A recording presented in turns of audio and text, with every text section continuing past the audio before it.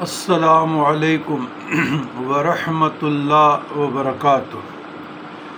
اللہم صلی علی سیدنا محمد وعلی آل سیدنا محمد صاحب التاج والمعراج والبراق والعلم دافع البلاء والوباء والقحط والمرض والعلم وعلی آل سیدنا محمد وبارک وسلم افضل صلوات کا بعدد معلومات کا وبارک وسلم۔ عزیزان گرامی، آج میں آپ لوگوں کو اپنا خاندانی عمل، موروثی عمل جو پشت در پشت ہمارے سینوں میں آ رہا ہے، ہمارے اسلاف سے، ہمارے اکابرین سے، بزرگ، یہاں اکابرین سے مراد میرے آبا و اجداد، مشائخ بھی ہے لیکن میرے آبا و اجداد، یہ ہمارا خاندانی عمل ہے۔ یہ سورہ یاسین کا ورد مبین ہے۔ یہ خاندان نقشبند میں پڑھا جاتا ہے اور زیادہ تر یہ ہم پڑھتے ہیں نوافل میں، جو تہجد کہلاتے ہیں، 8 رکعات میں۔ تو ہم نے بھی پڑھا الحمدللہ کافی سالوں سے، جب بھی حل المشکلات اور یہ چیزیں آ جاتی ہے تو بندہ رجوع اللہ کرتا ہے۔ تو جب ایک قرآن کا دل سورہ یاسین، ایک انسان کا دل اور ایک رات کا دل، 3 دل اکٹھے ہو جائے تو خواجہ علی رحمۃ اللہ علیہ رامیتنی کا فرمان ہے کہ دنیا اس کے نور سے منور ہو جائے۔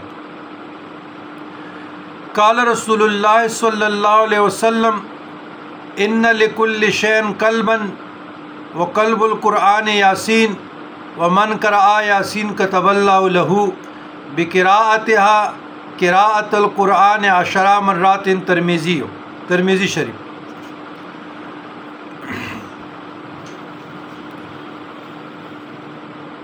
فضائل و خواص اس صورت کے تو بے پناہ ہے۔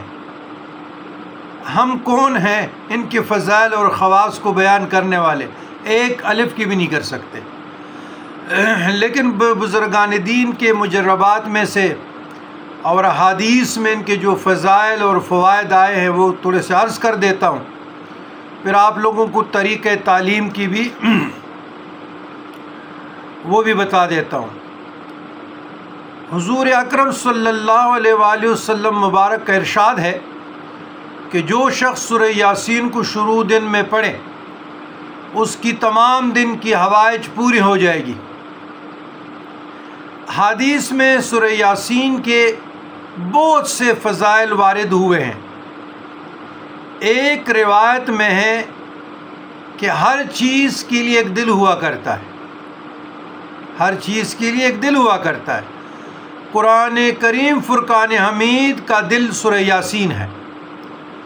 جو شخص سورہ یاسین پڑھتا ہے حق تعالیٰ شانہ اس کے لیے 10 قرآنوں کا ثواب لکھتا ہے۔ دوسری روایت میں آیا ہے کہ حق تعالیٰ شانہ نے سورہ طٰہٰ اور سورہ یاسین کو آسمان اور زمین کو پیدا کرنے سے 1000 برس پہلے پڑھا، یعنی سورہ طٰہٰ سورہ یاسین کو آسمان اور زمین کی خلقت یعنی پیدا کرنے سے 1000 برس پہلے پڑھا۔ جب فرشتوں نے سنا تو کہنے لگے خوشحالی ہے اس امت کے لیے جس پر یہ قرآن پڑھا جائے، اتارا جائے، اور خوشحالی ہے ان دلوں کے لیے جو اس کو اٹھائیں گے، یعنی یاد کریں گے، اور خوشحالی ہے ان زبانوں کے لیے جو اس کو تلاوت کریں گے۔ ایک حدیث میں آیا ہے کہ جو شخص سورہ یاسین کو صرف اللہ کی رضا کے لیے پڑھے اس کے بہت پہلے سب گناہ معاف ہو جاتے ہیں۔ پس اس سورت کو اپنے مردوں پہ پڑھا کرو۔ ایک روایت میں آیا کہ سورہ یاسین کا نام تورات میں ہے کہ اپنے پڑھنے والے کے لیے دنیا اور آخرت کے بلائیوں پر مشتمل ہے۔ اور دنیا اور آخرت کی مصیبت کو دور کرتی ہے، اور آخرت ہول کو دور کرتی ہے۔ اس سورت کا نام رافعہ حافظہ بھی ہے، یعنی مومنوں کے رتبے بلند کرنے والی اور کافروں کو پست کرنے والی۔ ایک روایت میں ہے کہ حضور علیہ الصلاۃ والسلام نے ارشاد فرمایا، میرا دل چاہتا ہے کہ سورہ یاسین میرے ہر امتی کے دل میں ہو۔ ایک روایت میں ہے کہ جس نے سورہ یاسین کو ہر رات میں پڑھا پھر مر گیا تو شہید مرا۔ ایک روایت میں ہے کہ جو سورہ یاسین کو پڑھتا ہے اس کی مغفرت کی جاتی ہے، اور جو بھوک کی حالت میں پڑھتا ہے وہ سیر ہو جاتا ہے، اور جو رستہ گم ہونے کی وجہ سے پڑھتا ہے وہ رستہ پا لیتا ہے، اور جو جانور کے گم ہونے کی وجہ سے پڑھے وہ پا لیتا ہے، اور جو ایسی حالت میں پڑھے کہ کانا کم ہو جانے کا خوف ہو تو وہ کانا کافی ہو جاتا ہے، اور جو ایسے شخص کے پاس پڑھے جو نزع میں ہو تو اس پر نزع میں آسانی ہو جاتی ہے، اور جو ایسی عورت پہ پڑھے جس کے بچہ ہونے میں دشوار ہو رہی اس کے لیے بچہ جننے میں سہولت ہوتی ہے۔ یہ مجربات بزرگان دین میں سے۔ امام مقری رحمۃ اللہ علیہ کہتے ہیں کہ جب بادشاہ یا دشمن کا خوف ہو اس کے لیے سورہ یاسین پڑھے تو وہ خوف جاتا رہتا ہے۔ ایک روایت میں آیا ہے کہ جس نے سورہ یاسین اور والصافات جمعہ کے دن پڑھی اور پھر اللہ سے دعا کی اس کی دعا پوری ہوتی ہے۔ یہ تھے سورہ یاسین کے فضائل اور خواص۔ اور میں نے جو پہلے حدیث پڑھی تھی کہ ہر شے کے لیے ایک دل ہے، اور قرآن مجید کا دل قرآن ہے، قلب القرآن یاسین، ومن قرأ یاسین کتب اللہ لہ بقراءۃ یا قراءۃ القرآن عشر مرات، ترمذی۔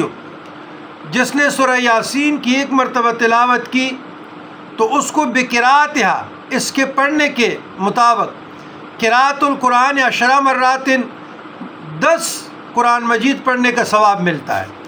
تو اس کی بہت بڑی فضیلت ہے، اور بزرگان دین کے ہاں اسپیشلی خاندان نقشبند میں اگر آپ رسالہ نقشبندیہ کو اٹھا لیں تو اس میں خواجہ عبید اللہ احرار، خواجہ محمد بابا سماسی اور خواجہ محمد پارسا، خواجہ بہاؤالدین نقشبند جیسے اکابرین نے اس کو پڑھا ہے۔ میرے خیال میں یہ مجھے نظر آ گیا، رسالہ نقشبندیہ۔ یہ مولانا محمد یعقوب چرخی رسالہ انسیہ، رسالہ قدسیہ خواجہ محمد پارسا، رسالہ عزیزہ خواجہ علی عزیزہ میتنی، انفاس نفیسہ خواجہ عبید اللہ احرار، یعنی خواجہ نقشبندیہ کی تعلیمات پر لاجواب اسباق۔ تو بات یہ ہے کہ یہ خاندان نقشبند کا موروثی، اور ہمارے خاندان نقشبند میں بھی ہم سے اور ہمارا خاندانی ورد بھی ہے۔ پڑھنا کیسے ہے؟ حل المشکلات کے لیے، حاجات کے لیے، تکالیف کے لیے، تنگدستی مفلسی سے نجات کے لیے۔ تو میں کمالات عزیزیہ سے شاہ عبدالعزیز محدث دلوی رحمۃ اللہ علیہ کو، یہ شاہ عبدالعزیز محدث دلوی رحمۃ اللہ علیہ میرا، یعنی پیر غلام علی شاہ کا میرا آئیڈیل شخصیت ہے، میرا پسندیدہ شخصیت ہے۔ وحدت الوجود اور وحدت الشعود دونوں کو سمجھنے میں مجھے شاہ عبدالعزیز محدث دلوی رحمۃ اللہ علیہ کی رہنمائی میسر آئی، اور بڑا دلچسپ آدمی ہے، بہت دلچسپ آدمی ہے۔ تو سورہ یاسین کا ختم ہر مہمات کے واسطے مشائخ عظام سے ثابت ہے۔ جب کوئی ضرورت پیش آئے، مشکل پیش آئے، تکلیف آ جائے، مقدم آ جائے، ظالم کی ظلم سے، تنگدستی، مفلسی، بے بسی میں چلا جائے، تو سورہ یاسین اس ترکیب سے پڑھے۔ ہر لفظ مبین سے اثر نو شروع کرتا رہے، مبین بائی مبین۔ جب اس طریقے سے سورہ یاسین ختم ہو جائے تو سر ننگا کر کے سجدہ میں جا کر اپنی حاجات نہایت عاجزی کے ساتھ وسجد واقترب میں آپ چلے گئے، اللہ کے ساتھ نزدیک ہو گئے، تو چاہے اپنی زبان میں اللہ کے ساتھ ہم کلام ہو جائے سجدے میں، تا حاصل مطلب ہر روز معمول رکھے۔ اور اس میں جو آیات کریمہ ہے سلام قول من رب رحیم، یہ سورہ یاسین شریف کا دل ہے، اور سورہ یاسین قرآن مجید کا دل ہے، پر اس آیات کریمہ کا نقش شرف آفتاب میں بساط شمس یا مشتری اہل نجوم سے آپ معلوم کر کے تانبے پر کندہ کرائے، اور 40 روز بلا ناغہ بعد نماز فجر سورہ یاسین شریف بترکیب مذکورہ بالا پڑھا کرے، اور جب اس آیت پر پہنچے تو 818 بار آیات سلام قول من رب رحیم پڑھے۔ اگر دوران تلاوت سورہ یاسین میں آپ کو دقت ہو رہی ہے، مشکل ہو رہی ہے، تو اس کے بعد بھی آپ پڑھ سکتے ہیں 818 مرتبہ۔ اور عمل کے وقت جو آپ نے سلام قول من رب رحیم کا جو تعویذ لکھا ہے، کندھا کی یہ اپنے سامنے رکھیں اور نقش کو دیکھتا رہے۔ اگر آپ کو اور کسی سے دقت ہو رہی ہے تو جو ہمارے سلاسل میں خلفاء ہے، جس شہر میں نزدیک ہے یا آؤٹ آف کنٹری ہے، تو ان کو بھی اجازت ہے کہ مشک و زعفران سے جب سورج طلوع ہوتا ہے اس وقت 2 رکعت صلاۃ اشراق پڑھیں، خوشبو لگائے، طیب طاہر ہو کر قبل رخ ہو کر یہ تعویذ بنا لے تاکہ پڑھنے والے کو آسان ہو۔ اچھا، تو سلام قول من رب رحیم اس کے بعد بھی آپ لوگ پڑھ سکتے ہیں 818 مرتبہ۔ جب سورہ مستورہ ترکیب مذکورہ سے ختم کرے تو ایک کاغذ پر لکھے اور اس پر دم کرے اور تعویذ کو اپنے پاس رکھے۔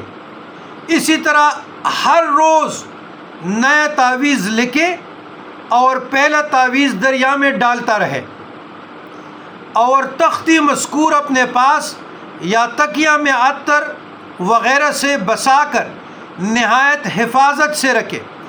مچھلی، ہینگ، پیاز، لہسن، ہر وہ چیز جو آپ کے منہ سے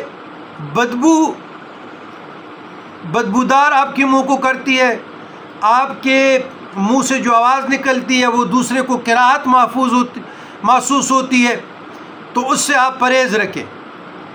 اور بعض لوگوں نے کہا کہ نہیں جی بڑے گوشت یعنی گاہ کے گوشت سے بھی پرہیز رکھیں، وہ اس لیے کہ ہندوستان کی سرزمین بتوں کا مرکز تھا، اللہ کے وحدانیت سے دور تھے، تو وہاں پر چونکہ گاہ ممنون ہے تو وہاں کے جو بزرگان دین اس رنگ میں رنگین تھے، تو انہوں نے گاہ کا گوشت موش یہ وہ چیزیں کوئی پرہیز کی ضرورت نہیں ہے۔ ہاں، اوجڑی سے پرہیز کیا جائے، پوٹے سے پرہیز کیا جائے، اس قسم کی چیزوں سے پرہیز کیا جائے، بقایا سب کچھ آپ کھا پی سکتے ہیں۔ اس عمل کے بعد جس ضرورت اور حاجت کے واسطے کاغذ یا ہرن کی جلی پہ، ہرن مل جاتی ہے پنساریوں سے، ہرن کی جلی، اگر وہ نہیں ملی تو مشک و زعفران اور گلاب سے، اگر وہ بھی اویلیبل نہیں ہے تو صرف سیاہی سے لکھ کر کام میں لائے گا، انشاءاللہ ضرور مفید ہوگا۔ لیکن عامل کو چاہیے کہ عمل کی تاثیر باقی رہنے کے واسطے سورہ یاسین اور آیات کریمہ کا تاریخ مذکورہ سے ہمیشہ ورد رکھے، اور پڑھتے وقت تختی مذکورہ ضرور روبرو رکھ لیا کرے۔ یہ طریقہ از کمالات شاہ عبدالعزیز محدث دلوی رحمۃ اللہ علیہ کا ہے، اور اسی پر اکتفا ہے۔ اب آپ لوگوں کو آسانی دے رہا ہوں، یہ سورہ یاسین مبین بائی مبین، آپ ایک مبین شروع کریں، مثلاً ہم نے مبین شروع کیا بسم اللہ الرحمن الرحیم، یاسین والقرآن الحکیم انک لمن المرسلین علی صراط مستقیم، یہاں تک آ گئے، آسویناہ فی امام مبین، پھر ہم نے دوبارہ مبین سے شروع کرنا ہے۔ تو قرآن مجید فرقان حمید میں 7 مبین ہے، اسی طریقے سے آپ نے دہرانا ہے۔ پھر اسی طریقے سے یہ آپ کا 6واں مبین آ گیا، تو یہاں سے پھر ہم نے شروع سے 7ویں مبین میں شروع کرنا ہے۔ انما امرؤ اذا اراد شیئا ان یقول له کن فیکون وسبحان الذی بیدہ ملکوت کل شیء والیہ ترجعون۔ انشاءاللہ حل المشکلات کے لیے، تسخیر خلائق کے لیے یہ بہت طاقتور عمل ہے، اور الحمدللہ ہم نے تو ایسے نالائق لوگوں کے لیے بھی پڑھا ہے، صرف دنیا دار تھے جو سوائے افسوس پہ ان پہ کیا کیا جا سکتا ہے۔ تو آپ اپنے حاجات کے لیے پڑھیں، مشکلات کے لیے پڑھیں، تکالیف کے لیے پڑھیں، یا کوئی لاعلاج مریض ہے اس کے لیے بھی پڑھیں، تنگ دستی مفلسی کے لیے بھی پڑھیں، یا جس پر مرگی کے دورے پڑتے ہوں، جنات جس کو تنگ کرتا ہو، یا جس گھر میں جادو ٹونا ہو، بے اتفاقی ہو، جنگ جھگڑے ہو، جہاں رزق کی کمی ہوتی ہے نا، یا تنگ گھر ہوتے ہیں وہاں جنگ جھگڑے زیادہ ہوتے ہیں، بے اتفاقی زیادہ ہوتی ہے، اس کے لیے بھی آپ پڑھ سکتے ہیں۔ اگر کوئی چاہتا ہے کہ میں باہر سفر پہ جاؤں، حج پہ جاؤں، عمرے پہ جاؤں، تو اس کے لیے بھی پڑھا جاتا ہے۔ لیکن ساتھ ساتھ سالکین نے راہ طریقت، یہ معرفت خداوندی کے لیے بہت اکثیر ہے، بہت قوت والا عمل ہے، اور الحمدللہ ہمارا اس پہ عمل ہے۔ اللہ کا فضل ہے، اللہ کا کرم ہے، اللہ کا احسان ہے۔ تو مختلف بجائے ایک ایک سوال کے جوابات، تو ہم نے یہ بہتر سوچا کہ سارے سوالوں سے ایک سوال بنائیں اور ان کا مدلل جواب ہم دیں۔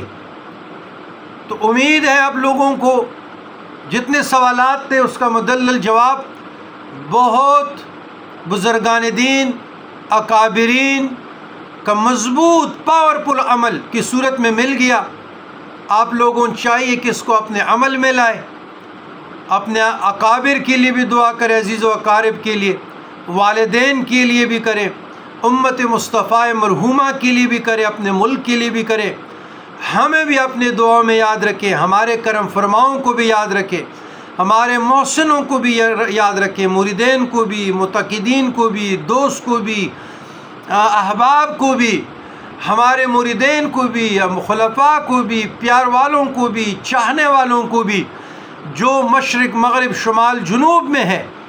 تو اگر آپ ہمارے لیے دعا کریں گے تو ہمارے جو غائبین ہیں وہ آپ کے لیے دعا گو رہیں گے۔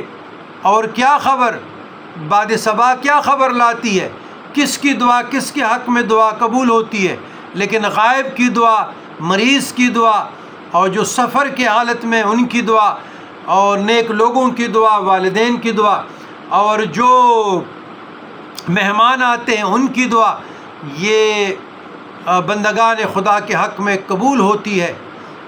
اللہ بڑا کریم ہے، اللہ سبحانہ و تعالیٰ اپنے بندوں سے بہت محبت، بہت پیار کرتے ہیں۔